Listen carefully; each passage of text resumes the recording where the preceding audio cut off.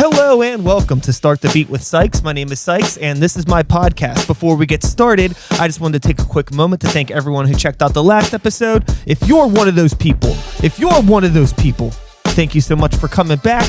But for everyone out there who's new to the show, welcome. Feel free to make yourselves at home. And as always, there's beer and soda or just water because it's Sunday in the fridge. Cheers. Cheers. Cheers. If you want to get out that huge ass jug you have on you. Yeah, it's just like a one-time fill it up thing and then ready to go.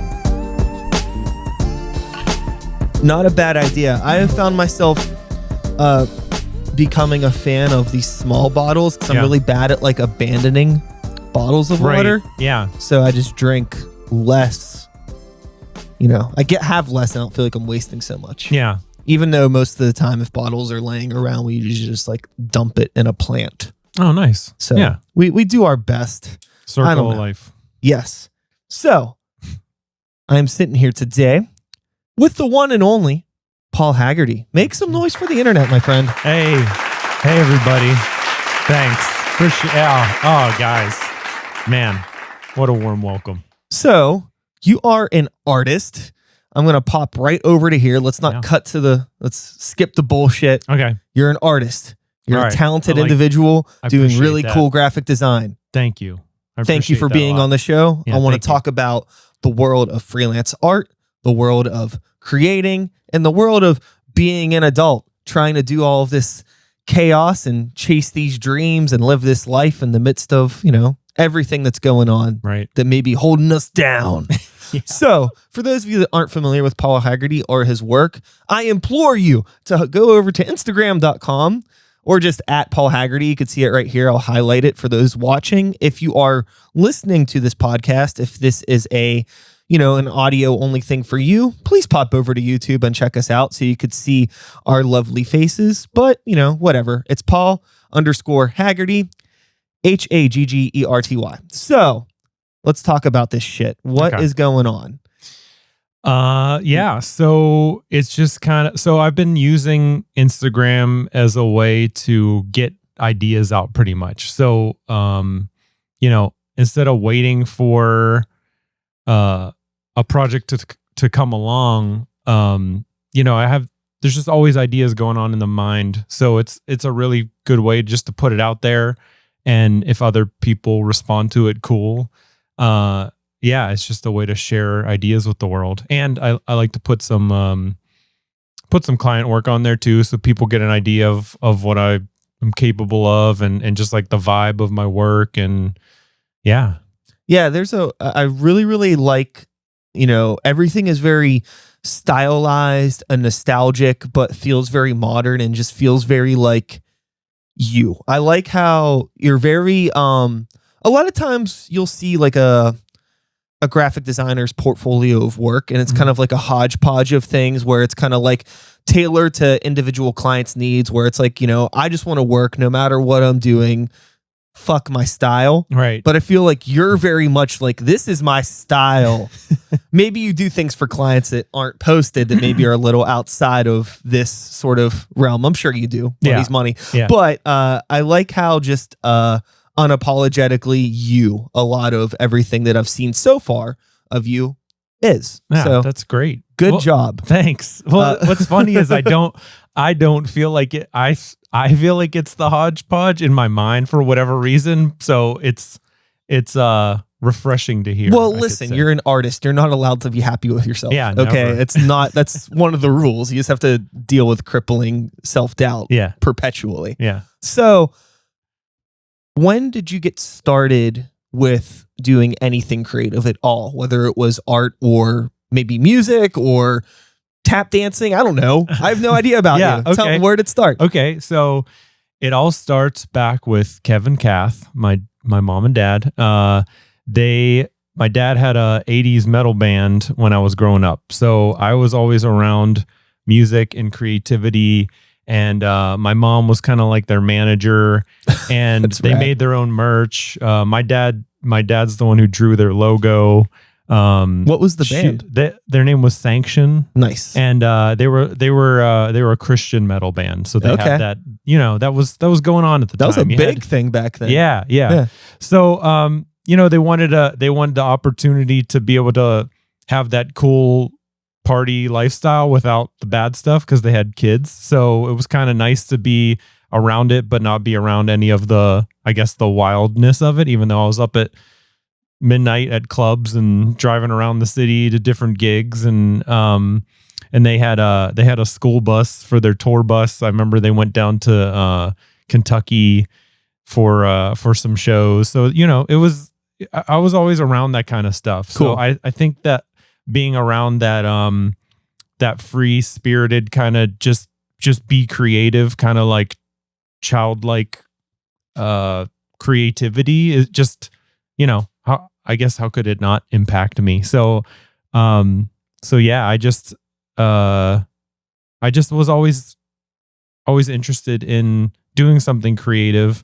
Originally I was super into movies as well. So like the classics, like, the Big Trouble in Little China, Aliens, Predator, all those like Stan Winston films. Yeah. I really wanted to go to school for makeup effects until I realized I'm going to have to move to California. And it's a really unknown, super competitive field, like hyper specific. And I was like, maybe this is cool. Maybe I don't need to really do this for a living. So there was a day in high school where we got to do like a shadow day to shadow a profession. And I went down to Bruner downtown. They're like a big ad agency. And they had me like dabble in some of the things they were working on. And I was like, this is so cool. Like it just, that creative environment, I wanted to just be around that. So I went to school for graphic design. I originally was more focused in branding and logos and things like that. And that's what got me into the graphic design world. And since then I've just been kind of like exploring other artists. And as my skills improve, like maybe I could try a poster in this style. Maybe I could try some t-shirts or buttons or stickers. And it's just kind of like, it's just been like a playful explorative, is that a word? Yeah, explorative? absolutely. Exploration of fun. I believe that if one person says something and another person understands what they're saying, it's a word. Yeah, I believe that too. That's a good role. So, going back to your page here, just, one scroll through everything that you're talking about and all of your inspiration and stuff and where you came from, it all makes sense because you see tidbits of things that look very cinematic in like 80s movies like this. I'm circling here or this, all that stuff looks like a David Cronenberg poster here. It's like a Videodrome alternate poster. Yeah. Okay? Or, going down, I remember I saw like some Metallica stuff. So, you have like that 80s inspired thing and everything's really heavy on the branding and logos, very simple. So like everything that you're talking about, like I could see in your work immediately. Nice. So, I'm really curious now, all of these years later, I have no idea how old you are. We'll say, hey, we're both 21 years old. We're both, fresh, very young and fertile men. Yes. How long of a journey has it been for you now? Like since that day at Bruner to now? I'm trying to think it's probably been like 15 years or so. So, and I, I've had some experience in the corporate world. I did that for like 10 years almost. I still have, I have like a corporate graphic design day job where I design graphic t-shirts, like primarily, and some other things. But, I thankfully have enough free time to explore the things that aren't necessarily for that type of person.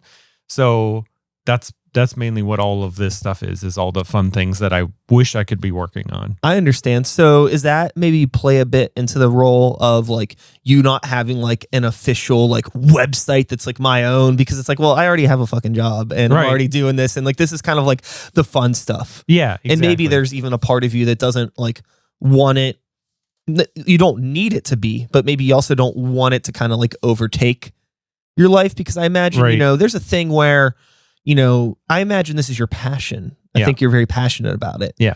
And already now you're balancing that line of like your passion being like your income and like your day to day keep the roof over the head type shit. And it could be hard when like that you have to do the thing you love to like keep your responsibilities in check. Yeah. Yeah, exactly. Whenever, you know, at some point in time, did that ever like hit you in a funny way? Like, did you ever think about like, oh shit, like I'm doing what I want to do, like I'm making it, but like, fuck, like now it's hard for me to do things for myself. And maybe did that inspire like creating the Instagram and doing things like that? Yeah, definitely. Yeah, it's weird. Like, it's weird to think that my creativity, like I don't know why it's hard to realize sometimes, like I am designing for a living, like even though, you know, a big chunk of it might not necessarily be like things that I would choose to do, but I mean, you know, who gets to, you know, there's like this small few, I guess, that get to do that.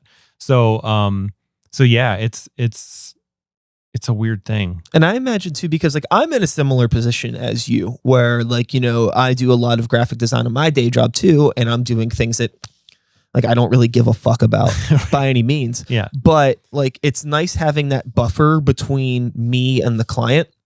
Versus like today, whenever you first got here, like I still do stuff on the side. Sure. And it sucks whenever you have, you know, a side job, because like I'm more responsible for it. And like, there's like this connection that is like kind of broken, where like I have to deal with more bullshit versus like if it's, you know, work stuff, it's like, you know, that gets filtered through and then I'm just kind of told what to do at the end of it. Right. Yeah. Does that make sense? Yeah, totally. And, you know, but I also like miss, like, I guess I kind of like romanticize the idea of being like working for myself 110%. Right. But even if you are a freelance artist, you really don't work for yourself. You work for the client. Right. Yeah. Always. You just have like, you've gone from having maybe one boss at a corporate gig to having like a couple dozen bosses that are like, really shitty to deal with, and like, you know, don't pay you on time and all of these, you know, all these like really silly things. It becomes really, really hard. Like all the power in the world to people that are able to like sustain like a 100% freelance sort of things. It's really, really rough. Yeah. Did you try to take that route at all? Or did you like immediately feel like, well, I want to get into like a more corporate stable thing? I think, I don't know. I'm just kind of going with what has come to me. I guess it's this last job, they found me, and it wasn't an ideal thing until they were like, well, maybe you could, what if we let you work from home? Would you be cool with that? And I was like, heck yeah, I would love to do that. So that kind of happened. And then all my freelance stuff is kind of just like word of mouth, like the Tim Vitullo things. I actually worked with his girlfriend at my last job, and that's how we got connected. And then I've also been doing a lot of work for Workshop Pittsburgh. Yeah. And it was another thing where I think they just came across my Instagram somehow, and they're like, hey, you do stuff that we also really enjoy, so maybe you could work on some things for us. So it's been cool to have like the main thing, and then have these like extra fun gigs come along that are like one of those like hell yes or no way kind of jobs. Like it seems like a lot of takeaways I hear from other creatives, like on podcasts or books or whatever, is like, just do things that you would absolutely love to do or not, you know? So it's been fun to get these jobs that are like, this sounds so fun. Like, I'm definitely going to do this. So, you know, it's fun to have that freedom. I'm super grateful for that. Yeah. I think that you seem to be somebody that appreciates the simplicity in life. Maybe you don't overcomplicate things, which is rare in an artist. Try not to. And maybe that comes from, you know, again, that artistic upbringing in your family. It seemed like they were reasonably responsible people, which is nice to be around. Right. I find that, like, you know, you're probably definitely a diamond in the rough of coming from, you know, a creative background of people that were into alternative shit, which is like the cool stuff. Yeah. But like without any of the stuff that could like, fuck you up for the rest of your life. Yeah. Yeah. It was kind of best of both. I've been like having this really weird, like I'm 35. So this isn't like a midlife crisis, but we'll call it like a pre-midlife crisis. Quarter life. Quarter life crisis. Yeah. Cool. Where I'm starting to realize that like all of these things that I love, the things that I'm really passionate about, like old cartoons and heavy metal and punk music and anime and, comic books and like all this stuff. These are all like unapologetically adolescent things. Right. And it's really hard trying to grapple, that's not a word, but you know what I want. That's another one of those words. Yeah. Trying to grapple with, okay, like I understand like I am an adult and I'm trying to be more cautious with my finances and doing all of these things. It's like, I go from like, finding out what movies I want to watch on Shudder to like, checking stocks. Right. And I'm like, back and forth, like, it's like these are the two things in my life. And the issue is like, there's so much like immaturity and bullshit like in the realm, especially with like playing in underground music and being in metal bands and like, how long am I going to be around, in rooms full of teenagers and 20 somethings yelling about things they're angry about when I'm fine. Yeah. Like, how do I find a way to like keep doing this because I love it, but also like maintain myself like as an adult and don't like slip into the cracks of like this, sex, drugs, rock and roll lifestyle that's always like tapping on my shoulder like, hey buddy. Well, yeah. And it's like the ones that like the rock stars that have made it. I don't know if it's just a genetic thing or what, but like you like see someone like Slash or one of them. And it's like, I don't know how you're still alive, but somehow you made it through. We were just talking about this yesterday. Me and my dad and my girlfriend were hanging out and we were talking about Ronnie James Dio and Ozzy. And we were like, how is Ozzy still alive? Yeah, I honestly think it's like, it's like a combo of like genetics and talent. And somehow they just, they had all, because, there's been a ton that haven't made it somehow. So yeah, it's just, I don't know. You just have to, I guess, they're kind of like a monument or a wonder of the world that you should just kind of like, wow, that's crazy. They made it, but it's not going to be like that for everybody. Yeah. Yeah. It is. It's really, really, I don't know. I don't understand how life works. Yeah. I mean, I'm not much of like I've never been much of a religious person. I'm not necessarily like an anti-religious person by any means. I'm just kind of like in the middle. Like, okay, like people have their beliefs and I think that that's great because, I think in, faith and morals and gives people things to do and community and all that great stuff. I think that's beautiful. But if there's anything that would ever make me believe in a higher power, for sure, it's probably the fact that people like Ozzy and Keith Richards are still alive. There's greater forces at work. We're gonna keep you around to keep the people entertained. Yeah, totally. So outside of the artwork and all of the creative things, like who is Paul Haggerty outside of art?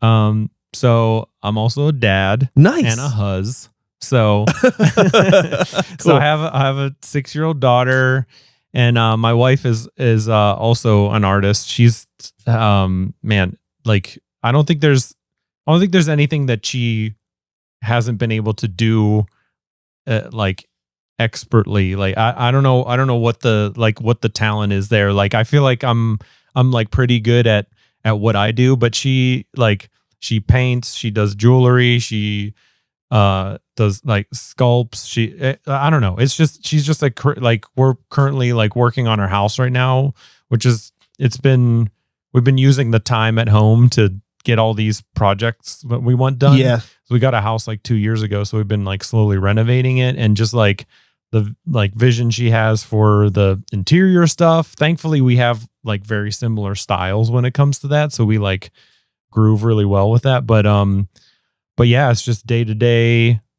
that kind of thing, and trying to raise a kid and figuring all that out. Cause that is like, I don't know why I feel like growing up, instead of telling kids just, don't mess around, they should just make you have a kid for a week or two, and then there'd be far less children, I'm sure. Sure, there's plenty of those things. Yeah, I think that, like everybody should be, held responsible with a kid. They should be held responsible with pets. They should be held responsible with, an unbelievable amount of debt that they somehow need to take care of, like some sort of that's what school should be like in some ways. Like here's life actually. Yeah, like working in the service industry, like all of these things that you don't have to do. I think that any decent human being can empathize with somebody working in the service industry, especially these days. Oh yeah. But there are still those people out there that just don't fucking get it. And it's like, God, like how disconnected can you be? Right. But okay, so you have a child, you're a homeowner. Yeah. Yeah. Did you see yourself being this version of Paul 20 years ago? I don't think so. I mean, what was teenage Paul like? Man, just probably, I guess, just typical weird boy, like just hanging out with my friends, doing weird stuff, making videos. I don't know, just recording things. Did you manage to keep the I can't think of a better word other than wholesome upbringing, but the wholesome upbringing, did that stay through, or did you have a rebellious teenage phase getting into trouble? Not too much. I mean, it was so there's a funny thing, in school, probably my most rebellious thing. I think my biggest problem was my mouth. So okay.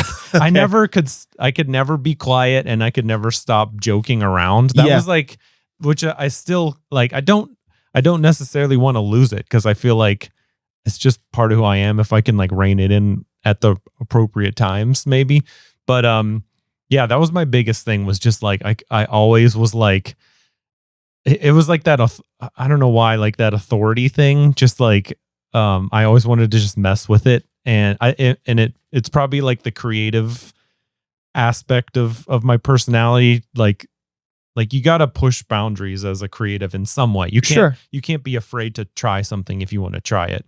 So as a kid, it was, I joked around way too much. And it was mainly just all right, you're going to have to leave class now, because we can't have you making the class laugh about whatever the teacher can't even freaking teach, which I feel real bad about now, because my wife is a teacher, and I'm I probably could have taken it a little easier on some of the teachers. Yeah. But I mean, you only know so much, you know what I mean? Mm-hmm. So, but yeah, just running around with the friends, and so I was going to say my most rebellious thing in school, me and my friend Pat, who actually is the one who turned me on to your whole thing. He had a pack of you had made cards or something. Yeah. And I was he was you got to check this guy out. He does everything. It's awesome. And we were just enthralled by all the cool things that you do. Cool. So that's how I originally found out about this whole thing. So this is so cool to be able to be here now. Nice. But so we had this plan to hold a carton of milk in our locker till it got really nasty. So I don't know. It was during those state tests. You got free breakfast and stuff. So we took this milk and we left it in a locker, because we shared lockers, but the one next to us was open for some reason. So we're we'll just put it in there, and once it's real stinky, we'll do something with it. So so we could start to smell it through the door, and we're all right, I think it's ready now. So the plan was before the first bell rang, the main hall always was super crowded with kids. So the plan was to open it and just set it in the hall, and we figured someone would probably just kick it over eventually. Jesus Christ. So I set it in the hall, and I went out, and there was a courtyard. And by the time I came back around, it was there were kids running everywhere. Kids were puking because the smell was so bad. Oh, no. It was mayhem, all from this old stinky milk. And my sister, who was 2 grades below me, she was like on the other side of the building, and she said she could smell it up there. We had no idea how bad it was going to be. And then other kids started like holding milk to try it, and then it wound up being this like whole thing where teachers were having to crack down on kids storing milk in their lockers to make it stinky. So I guess that would be that'd be like my most rebellious thing in my teen years. That was, it was harmless. It was performance nobody art. got hurt. Yeah, that's right. Yes. Yeah, yes. That's so consider it. You had briefly said something about making videos in high school. So you had mentioned like film and special effects. Was that like stuff that you were fucking with in high school or trying to? Yeah. So I have another funny story in video class. So we had a videography class, which was fun, and we were able to just kind of do whatever we wanted. And this is like VHS tape days where you had to put it in a machine and like physically edit it. Like it was crazy. And you had like a machine to add the titles, and you could add music. You had to plug in like a CD or whatever. So yeah, that was me and my buddy Chuck, who we still talk almost every day. He's like a film wizard. He knows about, he could name like any director, actor, like off the top of his head. He's just like super film guy. So we always were making films and videos and little projects. And, I had this idea to make remember those Mentos commercials that were always like super cheesy? Yeah. And always like teens, they like broke into a pool and the managers, get out of here. And they're like, oh, we're just enjoying Mentos. And it was like, oh, okay, cool. Like that was always the vibe I got, was like, you can break the law, but if you have some Mentos, it's like, oh, you're just joking around. So my idea was to splice the kill scenes from Predator into a video of me getting chased by the Predator. And the idea was, at the end, I asked the Predator, like, why are you doing all this? And the idea was he was just eating Mentos. Like, he was just joking around. But what I didn't realize is putting these R-rated scenes into a high school kid's video project probably wasn't the best idea. And my teacher came in like after I had turned in the project, and he was like, there is a hard rule of 0 tolerance on violence now from here on out for video like you can't even make a handgun sign. Like, you gotta be like, these projects have got to be clean. Man. Yeah. So I shot for the stars with that one, and I still have it. I still have my project tape somewhere at home with all my little projects on it. But yeah, it just turned into kind of like messing around, like messing with the teacher towards the end of it. Like, I remember I had a project due the night before. And so I had the camera in my room. I was like, what am I going to do with this? So I tried to make this video. I was like, how could I make this the most confusing, weird video possible? Because like, growing up on Ren and Stimpy and that kind of like insanity as a kid, I was like, how can I make something like that? So it was a video of the camera coming up and waking me up at night, and I wrestled with it, and none of it made any sense. I was just trying to make it make as least sense as possible and turn that in. And I don't know, that's kind of how I treated the projects and stuff. I just had as much fun with it as I could. So it seemed like a lot of your, maybe your video stuff that you were doing in high school, like you had like maybe like a friend or a couple friends that you were doing a lot of the video stuff with, like that crew. Yeah. And I know you mentioned that you still talk with one of those people, but like the post high school thing, was there like a separation? Did people go to like different schools or move around? And did like maybe that separation kind of like start the break of like doing the video stuff? And maybe Does that make sense? Yeah. I feel like I had something similar, honestly. Yeah, it was like like I had like friends either that were in bands and they kind of like went that route. I had some friends that kind of like started their own businesses or tried to do that.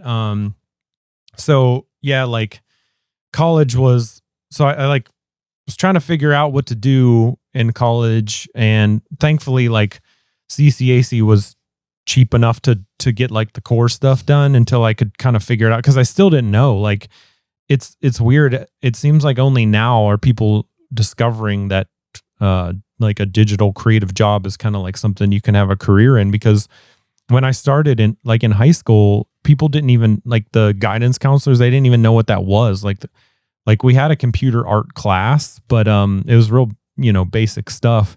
So so it was kind of like a journey to really figure that out. And I finally settled on Edinburgh University up in Erie.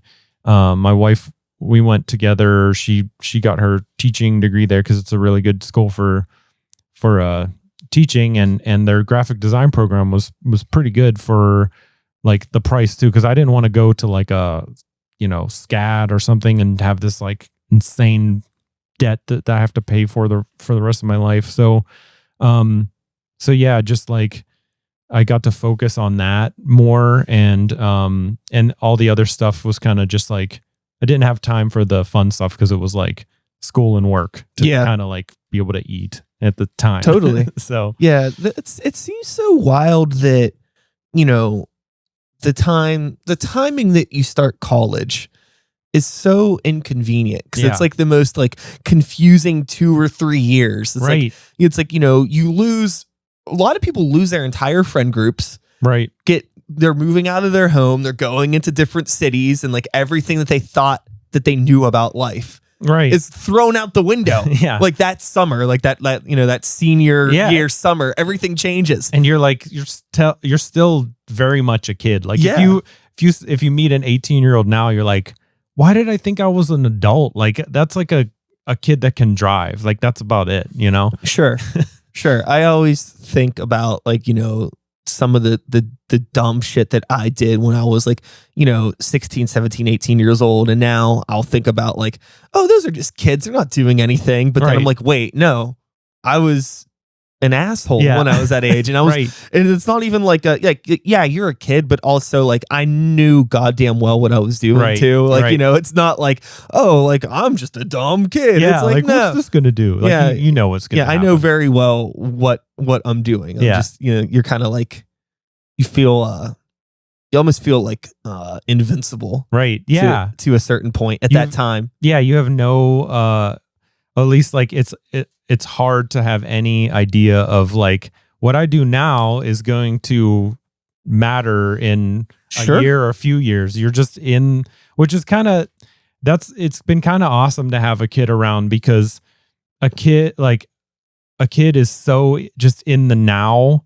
It's almost like refreshing, because they don't care about the future. Even in a few hours, all they're concerned about is like this very present moment, which is something that unfortunately like dissolves a lot of times as you get older. And especially with a creative job, like you can't, I don't think you can do it without having that like present creative kind of like mindset, Yeah.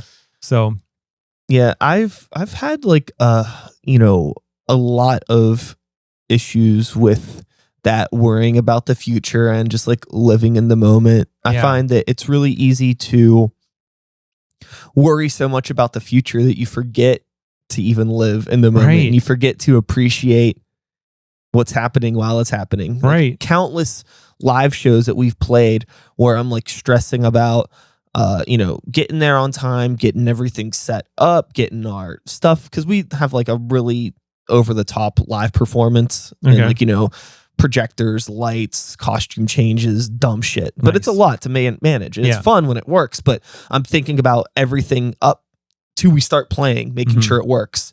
And then as soon as we're done, it's like, oh, we got to get everything off stage. I got to do this and that. And then I get home and I'm like, I don't remember playing that set. Right. Like, I think it went well, but like I was so caught up, like worried about everything before and after that it was a lot. Yeah. And it's like, it was a podcast I was listening to or one of those things. But they were talking about how right now is the only thing that's actually real, like you have, it's good to plan ahead for things, and it's good to remember, to not make future mistakes, but like the only thing that we actually know that's happening is right, like as it's happening, totally. And it can be really comforting, especially now with all the weirdness of everything Mm-hmm. right now. Yeah. The other thing too, like just another thought that I had this earlier today, and it kind of has something to do with what we're talking about.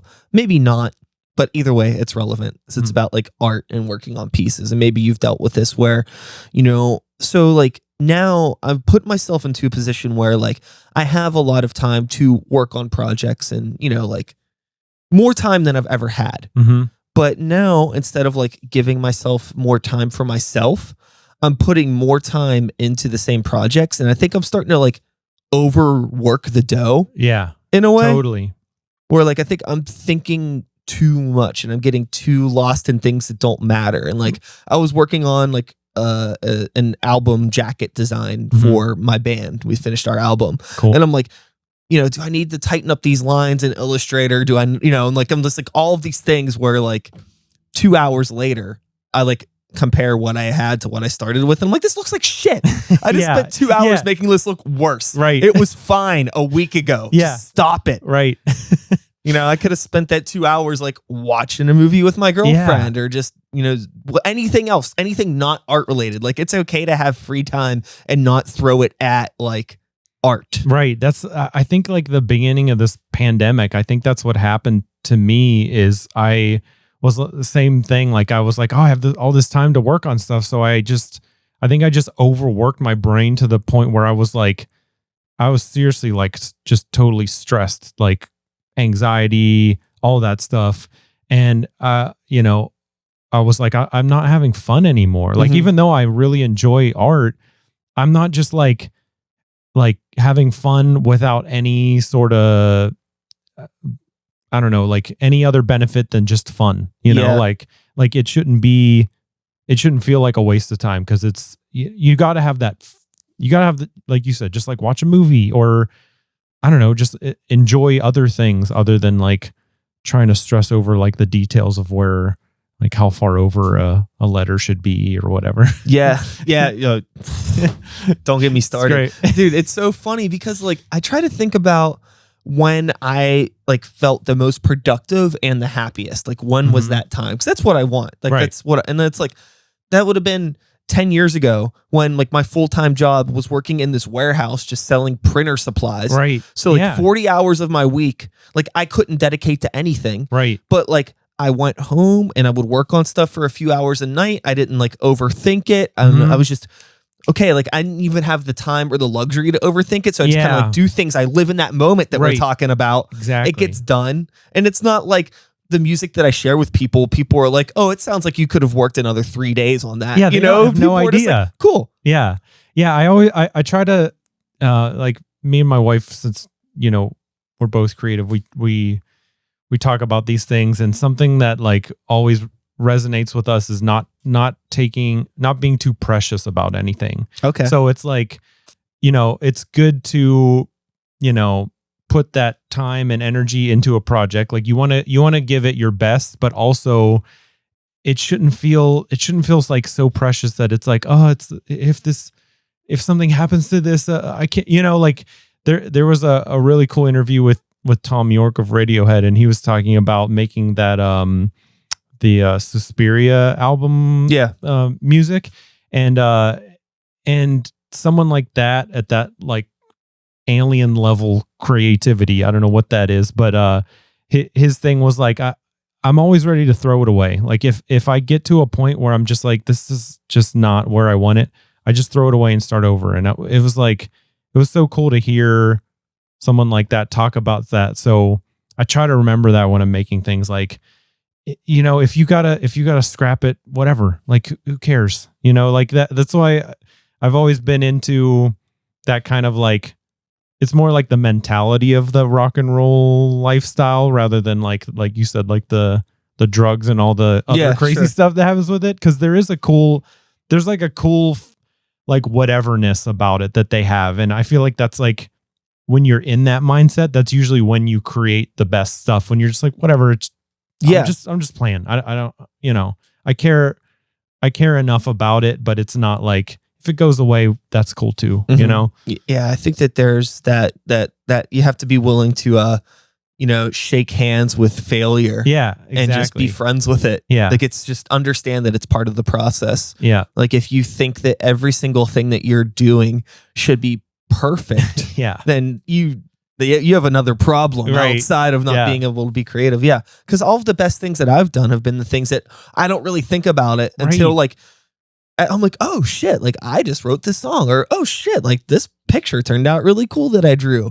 Yeah. Like, anything that I'm struggling over never turns out good. Even if the end result is appealing to maybe a listener, or if it's a cool looking piece of art, I'm never going to be happy with it because like that, my connection to it is like this tortured relationship. Right. Yeah. Yeah. I definitely been trying to like, as like we've been going through this lockdown thing and how the world is, like just trying to like, if I'm gonna work on something, instead of like trying to write down every single idea I have and everything, I've been trying more to like leave room for the fun, and then if I have an idea, just kind of like work it out real quick and see it, like I guess like not giving myself the green light until I know I have like the dedicated time to do an idea, and kind of just like let the ideas flow in rather than trying to make every single thing I think of, So yeah, it's a balance. It's all about the balance, Yeah. I have this like, never ending list of just random ideas that are, things that I want to do someday for something, but I'll like, I only look at that list one time a month. I have it on my Google Calendar. Okay. It's like check the list. Oh, just to see like, oh, like what was I thinking about? Like sometimes there may have been an idea that I had like months ago and I forget about it, but it's on the list. Yeah. And then I see it and I'm like, oh yeah, we were talking about making a music video. That would be a cool idea for a video. So it works. And then sometimes there will be things that's just like, like crooked walnut. I'm like, what the fuck was I even? What was that? Like, it felt so important. Like, I don't even remember what this was. Yeah. Like, and then you just kind of delete that stuff out. Yeah. Yeah. I know. Or I'll get these ideas. I'm like, oh, this is so good. Like it like covers so many things. It's deep and blah, blah, blah. And then I'll give it a few days and it sounds like what? Yeah. Same thing. Like, what were you even thinking? What does that idea even mean? I don't think you even understand, you know? So, not too precious. Yeah, it's the fun thing about the way that the brain works and the creative mind. I think definitely like sometimes it's just on too much. I think that as much as I love the idea of being like, I'm this creative person and I'm always thinking, like, I had somebody on the show recently and I asked them like how do you deal with like, taking time away from work and, just taking time for yourself. And they're like, well, like even when I'm like sleeping, I'm like thinking of ideas in my sleep and I'm thinking of ideas when I'm laying down. And like, I just wanted to say, go fuck yourself. Like, like, dude, it's like, I'm the same way. Like, I get it, but also like, it's okay to be like boring. Right. It's just, well, it's like I fell into the same thing. Like I had the time to think of all these things, but it actually made me feel worse to always, it's almost like this like I gave myself all these non-existent deadlines that needed to be done. And it's like, why stress yourself out? Like, you don't actually have to do any of it. Like, it's cool that you're able to, like, I'm thankful I'm able to make things when I have an idea and have it actually look how I wanted it. But at the same time, it's like, I don't need any extra stress. And because, everyone's overwhelmed with a million things. So why give myself all this pressure when I don't actually need it, Yeah, I think that there's over time I've learned that it's important to take breaks from the things that you love, whether they're big or small. It could be friends, family, cheesecake, Iron Maiden records, whatever. Like, you can't engage with those things 24/7, right? But I'm trying to engage with my creativity 24/7. Yeah. I love it, and that's probably the thing I love more than anything else, right? Yeah. But like, why can I not be okay just taking the break from it. I know it feels like you're like Betraying you're cheating. myself. Yeah, you're like cheating yourself out of like you've been given this thing, you must produce all the time, but it's like it's totally unrealistic. Like, yeah, you just gotta. It's like the balance thing. Like if creativity and all other things were on a scale, like is the creativity like because other things have to go once the creativity goes, like I don't have the luxury to be in it 100% all the time. And I think it's kind of nice to have the other things going on to distract me a little bit so that when I do have that dedicated time, it's like it's I guess it's more special to have that time to put the creativity towards and then just cut it off. And then especially working from home, it's like when I was going into an office, it was a very clear like start and stop time. Yeah. But the thing I had to learn over this year, especially a year like this, I really had to just give my brain the start and stop times. Like at this time you begin, and then after you really got to just turn it off. Yeah. Or it's going to feel like, it's just going to feel like a never ending, like deadline list in your head. Like it's just got too much. Yeah. I've gotten to a point now that it's, I have like specific days of the week that I do specific things. And it's the only way that I can really manage everything. Playing in multiple bands, work, life, girlfriend, podcast, all that shit. Yeah. So it's just like, I just have everything subdivided on those days. And then also I try to be very like aware too when I sit down, like, oh, it's noon now. I know that, Stacy gets home at this time, or I know I have to do this at this time. Okay. So let me work until 2 on this, just because I have 10 things that I want to do in a 4-hour window. Let's prioritize and do some math and figure out how to make this work. Right. With you and, the family stuff, are you seeing any sort of like a, creativity bubbling in the kid? Oh yeah. She is never not drawing, which is awesome. Cool. And I like me and my wife talk about like she's not going to realize till she's older like what a cool environment she's in, cuz like even the environment I was in growing up, that like our house was just like a normal house. Like we had normal, just everyday things, but like her room, like we have like a mural, like this rainbow mural painted in it.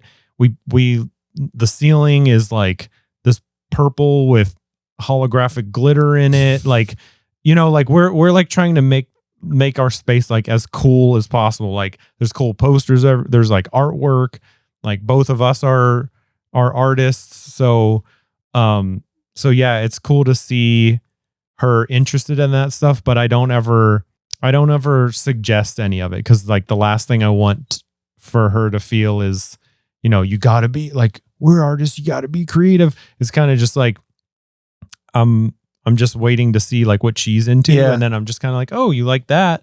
Here's more stuff like that. Like here's a giant stack of paper and markers, and she'll sit and watch shows, and she'll just like draw the characters as she's watching them. And we're like, this is so cool. Like, I don't think you realize how cool like it is to see her like make all this stuff. So yeah, it'll be, and she's always been singing since she was little too.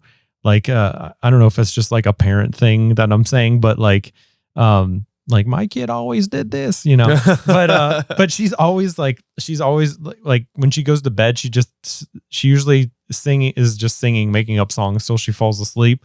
So I don't know, because my dad's side of the family is super musical. Like he sang and played guitar in his band.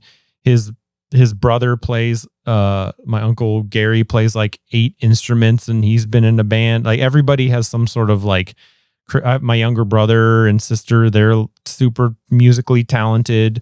So I don't know. It'll be cool to kind of see which lanes she goes down. And she's always had a really good taste in music too. Her first her first favorite song was Bullet with Butterfly Wings by Smashing Pumpkins. Nice. So for, like, this is like, if I have like my proud dad moments, it's that you have a killer like music taste already, you know.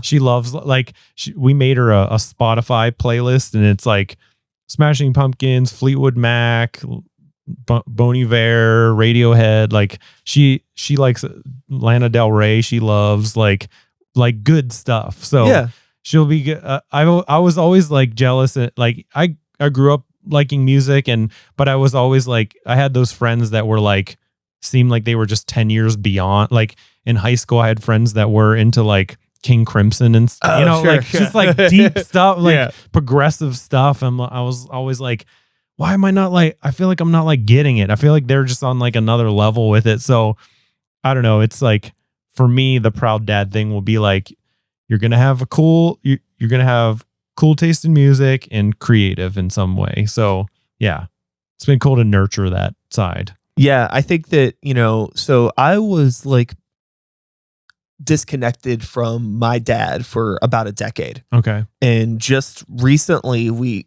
got back in touch with each other, and we've been hanging out, and stuff's been really cool. And me and my girlfriend actually spent, you know, we visited him yesterday. Okay. And he pulled out all of these boxes, and he had like old drawings that I did when I was a kid, and all this shit that he kept. That, like, nice. It was like weird, vague memories in my head, but like actually seeing it all again, it was like really cool to like see and get all that stuff and like look at it again after like.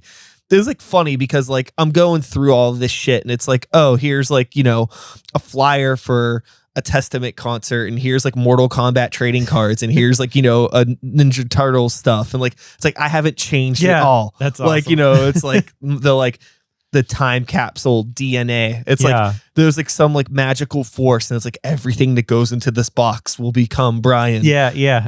And now like, you know, opening it up again and seeing all that stuff, it was really cool. Nice. But yeah, it was really interesting because like I pretty much a complete opposite background. Like nobody in my family was creative by any means. Okay. But also like nobody was like, don't do that or don't do this. Everybody just kind of just let me be fucking weird. Right. You know, like, oh, Brian's off doing weird shit again. And Nice. I was kind of, you know, off in my bubble. Yeah. It's nice to have the freedom about that, because it was weird. Like, because my parents were also like so religious with things. I had like, I was allowed to like things to a point, but then it was Okay. like, it was always like, well, you have 5 secular music CDs. You need to have also 5 Christian music CDs. So there was, there was always like a I guess like checks and balances to things like that. But yeah, it was always like, it was hard to like get real deep into some of the things I wanted to, because they were, you know, they were so freaked out about, you know, all those weird things growing up, you know. You know, my mom was like such a poser. She would like fucking, I remember like my dad never cared about like what I listened to, and my mom didn't either. She genuinely didn't. Yeah. But I remember like one time we were at the mall with like my mom and her friend and her friend's kid. It was like one of these things, right? Mm-hmm. And like I begged my mom to like buy. I think it was like when Skid Row "Slave to the Grind" came out. I was like 5 or 6 years old, yeah, and I wanted that damn tape. Yeah. And my mom was gonna get it for me, and then her friend was like, "Hey, I don't think you should get that because it has the parental advisory sticker on it." Yeah. And then from that point, like she never got me.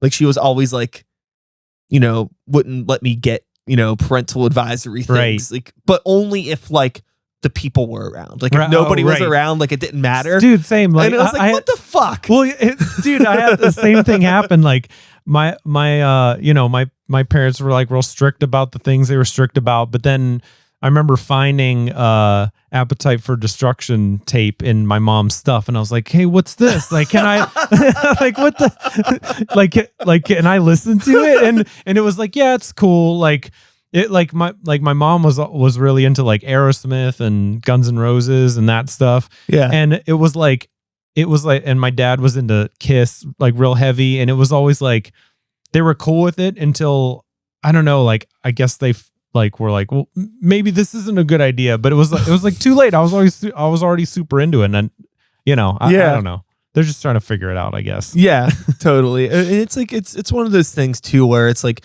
does it do, more damage may not be the right word, but like, let's say for example, like the first song on Appetite for Destruction, Night Train, like that song's about heroin, right? Right. Yeah. Like, would you know that as a kid? I don't think so at all. I have no idea. If like, if you're interacting with something that seems harmless because like you're a child and you just don't understand it, but then it's pulled away, doesn't it make you like more curious? Like, what is bad about this? Right. It seems like I remember the parental advisory thing happening, and I think it just made kids want it more because it was like, this is something you're not supposed to have. It's kind of like that. Kids are like the most curious things ever because that's how they learn. They have to be curious about stuff. So it's like, well, you can't see that thing. It's like, well, I really want to know everything about it. Yeah, things that people may not have had any interest in engaging with, now they do because you've put that sticker on 10,000 CDs and National Record Mart. Right. I don't think, well, my wife had like a way more, like her dad was in the Air Force and she had a way more, I guess, like vanilla upbringing than I did. Like, sure. And she always says like, I didn't really like know about any of that stuff. Like I listened to things growing up and it just like went over my head. Like you were saying, like, I don't think I would have ever been told, but mine were like, do you know that in this AC/DC lyric, he's talking about the devil and how you, and I'm like, it just sounds cool. I just like, it just makes me feel cool. Like I don't, that's all that I really get out of it is it feels good to listen to. I don't know, Yeah. There's like it's like an energy. Yeah. And I think that's like the interesting thing that I, always try to talk when I'm having conversations with musicians on here. It's always like, sure, I think like what you're talking about in your music is important, but the energy and just like this, like there's a reason why like sometimes you can listen to music in a foreign language and you still love it just as much as anything else, because it's like it's about that energy and connecting through like the language of music and not necessarily the language of the words. Right. And I think that especially when you're a kid, that's like what you're connecting with. You don't understand the nuance of everything. You like cartoons because they're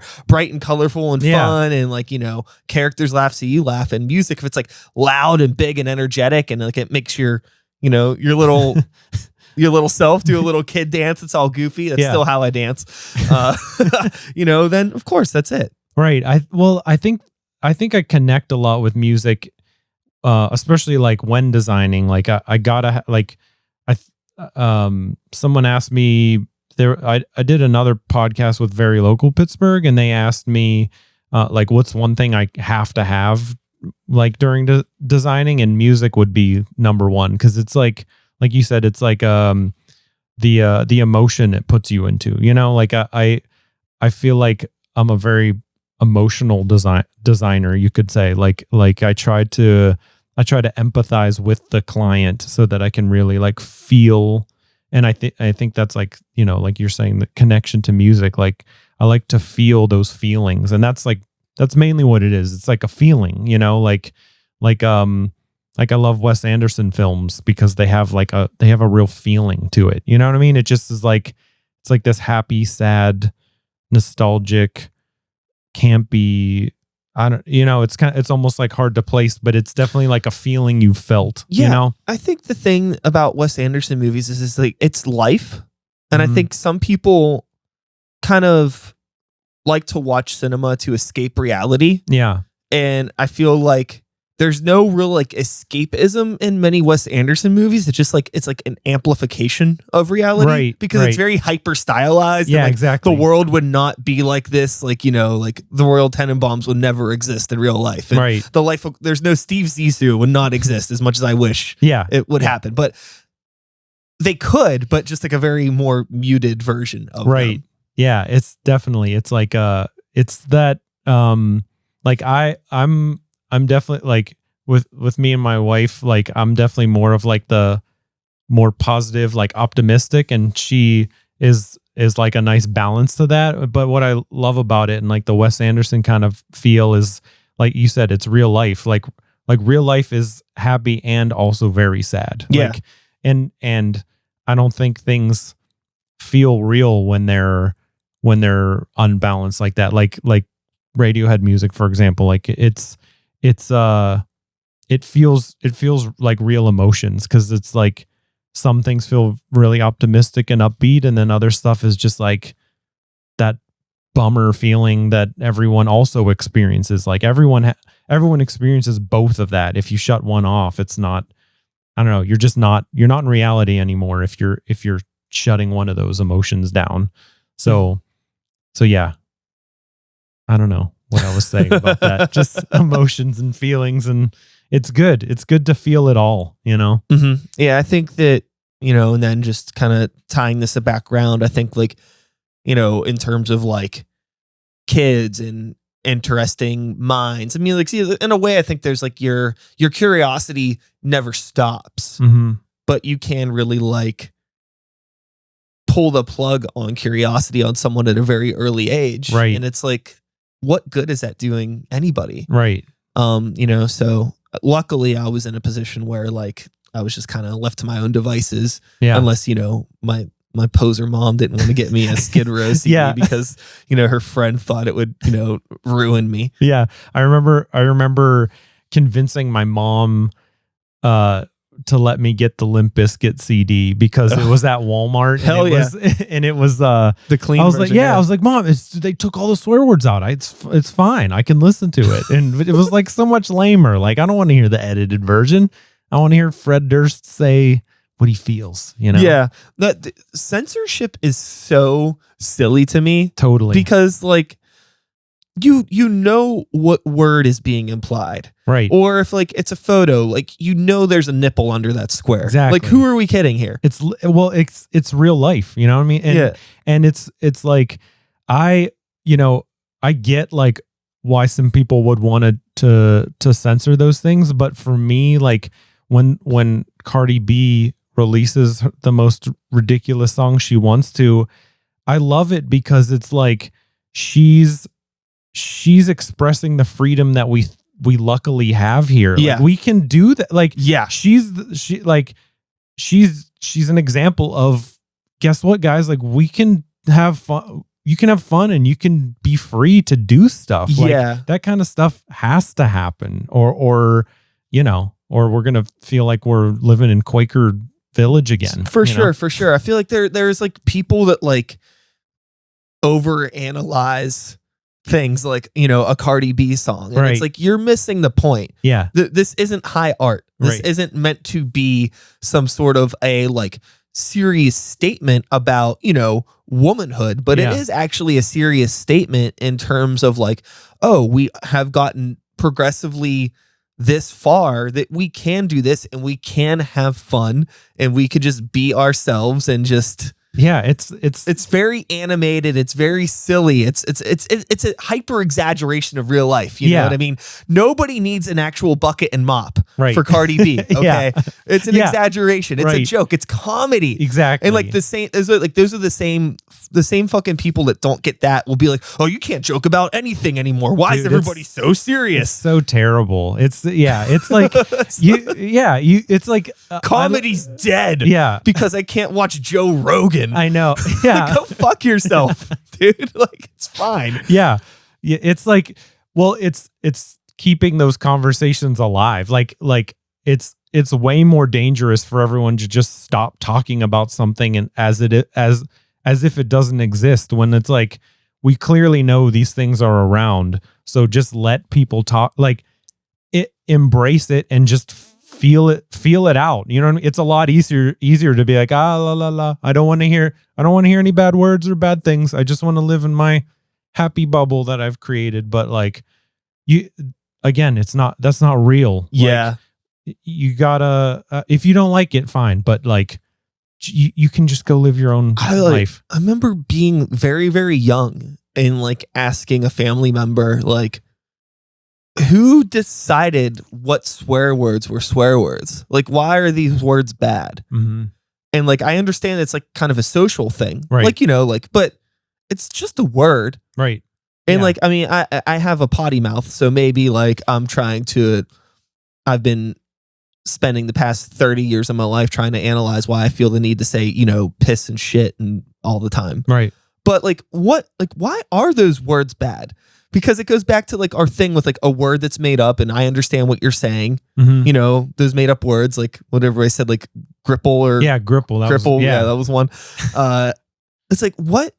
Why are these words bad? And he's like, well, doesn't it just feel wrong when you say it? Because everybody told me that it's supposed to be wrong. But what is really wrong about this word? Right. When did it cross the threshold for someone to be like, hey, what was that word you said? I don't think I like it anymore. Yeah, and why is it weird to see a naked person? Like, why is it like, oh, here's a picture of my naked baby, but like a naked lady? I mean, I get these are two different things. Right. But it's all social. Yeah. It's such a... Yeah, I think when you cut something off like that totally, you can't expect it just to disappear. Like it amplifies the curiosity. Yeah, and that energy is going to come out in a much weirder way, I think. So I think just like people being able to see those things and just work through it and just be told like with my daughter, like,